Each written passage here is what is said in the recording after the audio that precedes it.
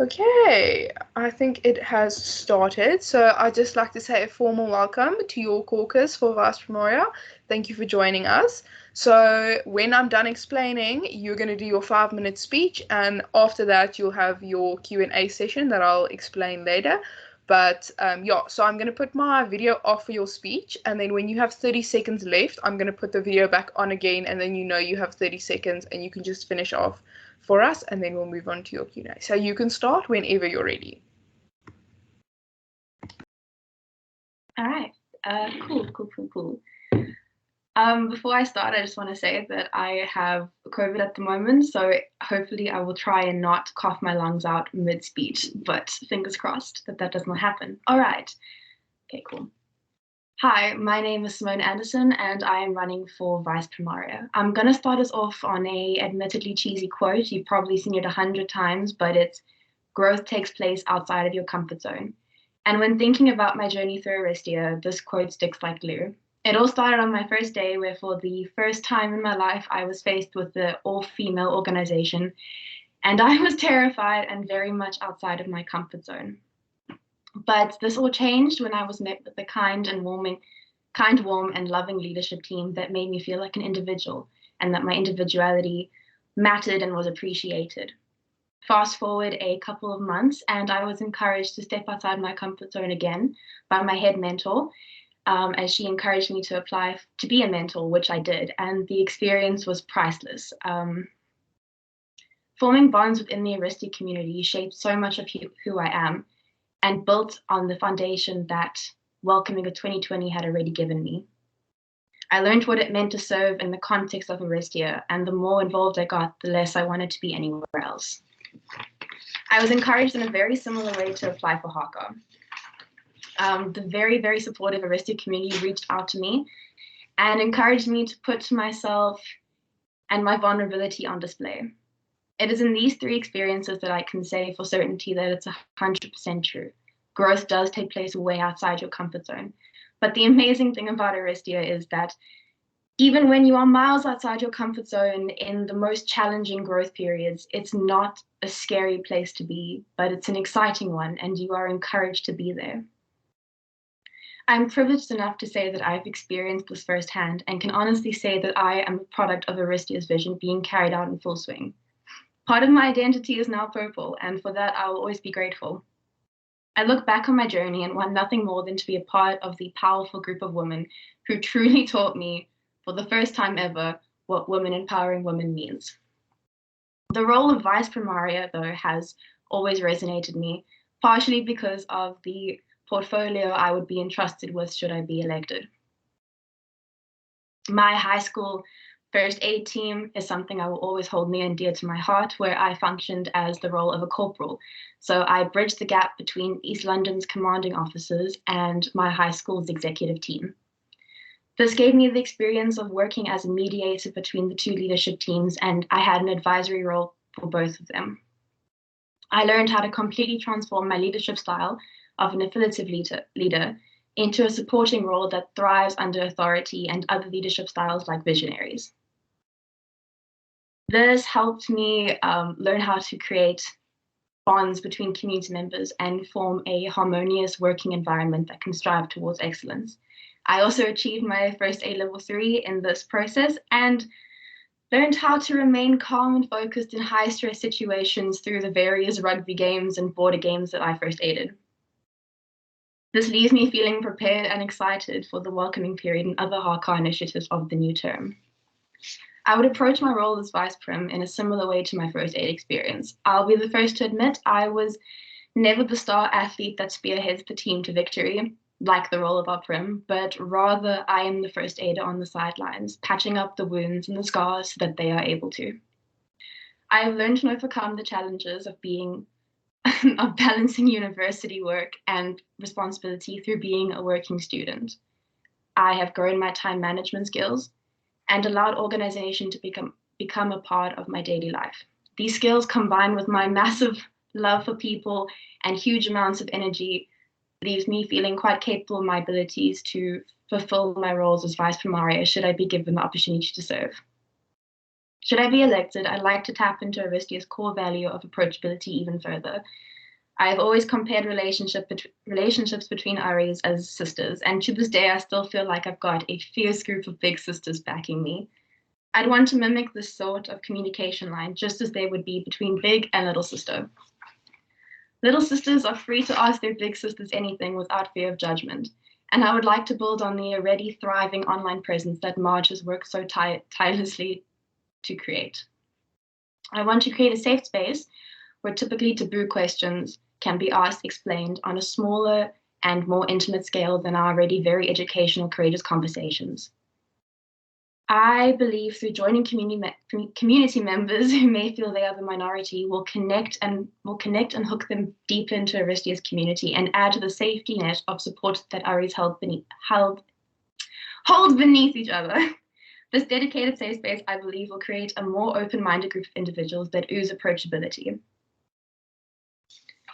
At the end of her caucus speech, Marge asked Aristia to choose her as the wooden golf club, and now I ask Aristia to allow me to be the tee. I may not be the one that hits the ball onto the green, but I'll make it a hell of a lot easier getting it off the ground. Thank you.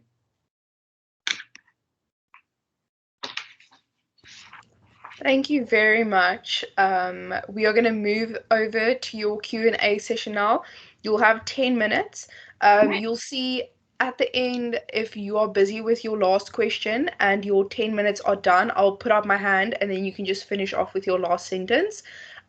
You'll also be starting off with a standardized question. So I'm going to ask you that, and then we can continue and open it up to the rest of the panel as well. Okay, so your standardized question is, what would you be doing if you weren't doing this? So what would you be doing on campus if applying for Aristia leadership was not an option?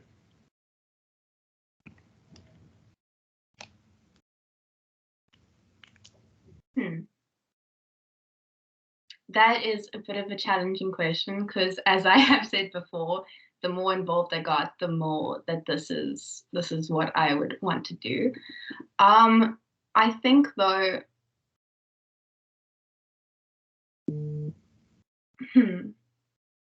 I believe though I'm a natural person that likes to get involved. So there's a pretty good chance that I would have branched out further into other communities, specifically maybe with my degree. But quite honestly, as it stands, Aristia is currently the only community that I want to give 110% into. And because of that, combined with my job, I haven't really branched out. So I'm going to be quite honest about that.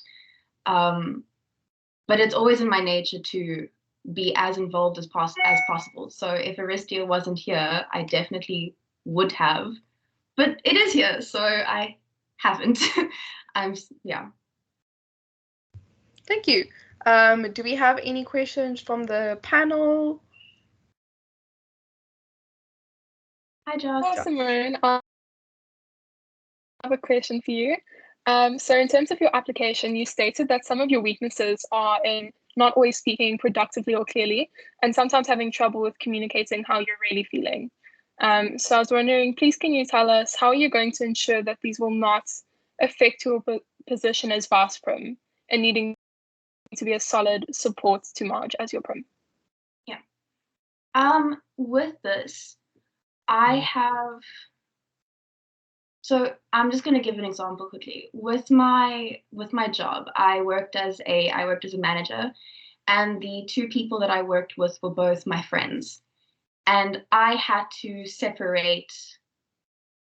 very much separate work and then our friendship. So when it comes to friends, often if there is conflict communication, I do need some time to sit back and think of how to respond so that I can give a logical and kind answer. But when it comes to work, I do try and separate. It's a different relationship, essentially. So with communicating what I'm feeling, it is a necessity, I believe, in a working sense. Whereas when it comes to relationships as just friends, it's not the same context.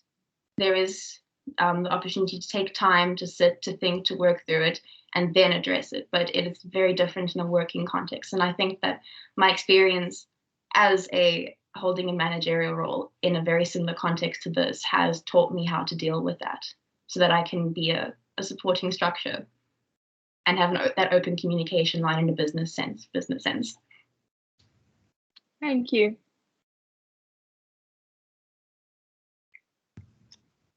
Okay, I think we have another question from the panel.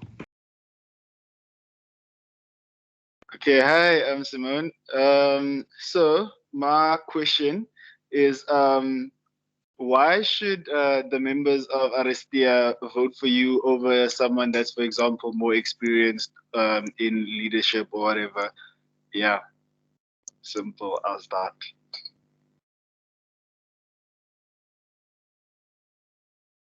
Because I'm someone who will give 110%.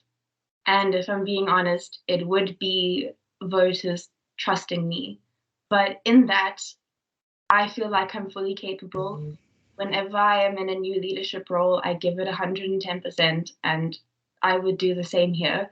So I guess I've got nothing to say in terms of, oh, I'd be better because, but I would give it everything I have, and I'm hoping that people can trust that I mean that.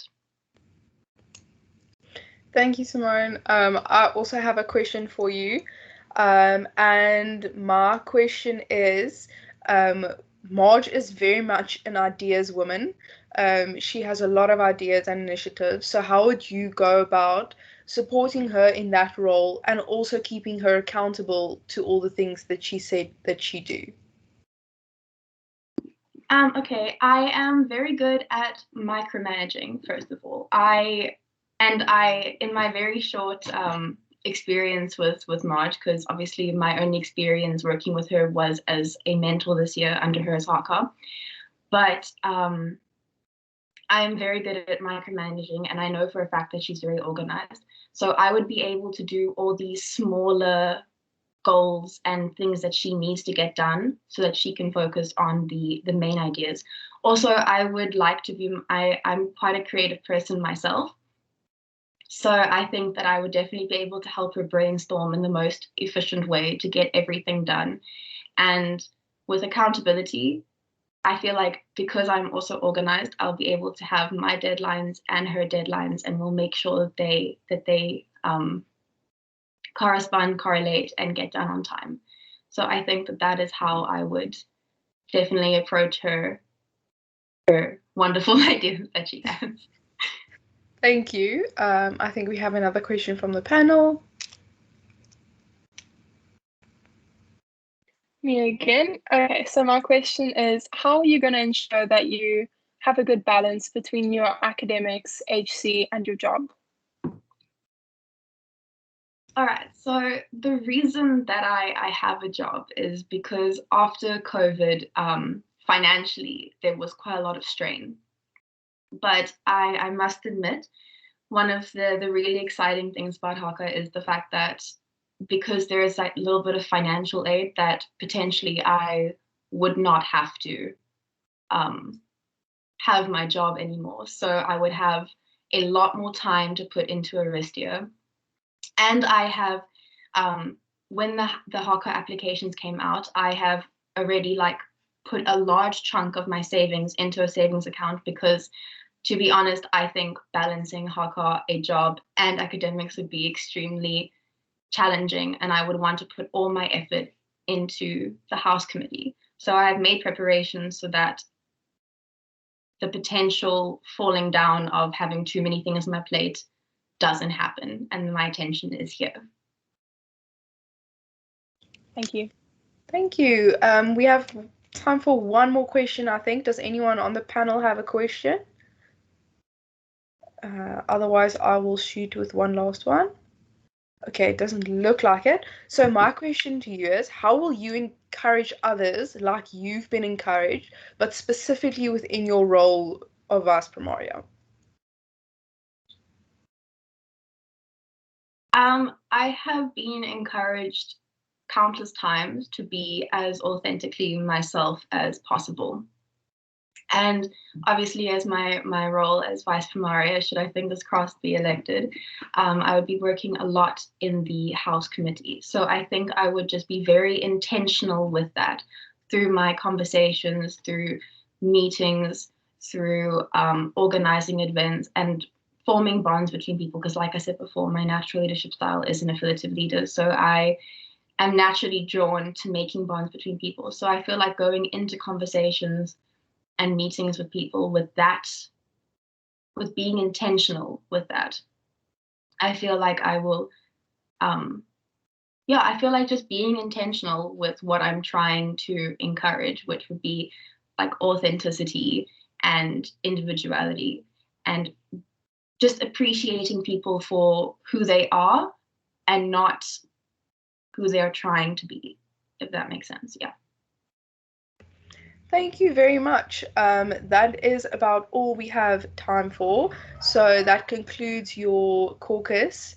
Thank you very much for joining us, and I hope you have an amazing evening further. Thank you so much.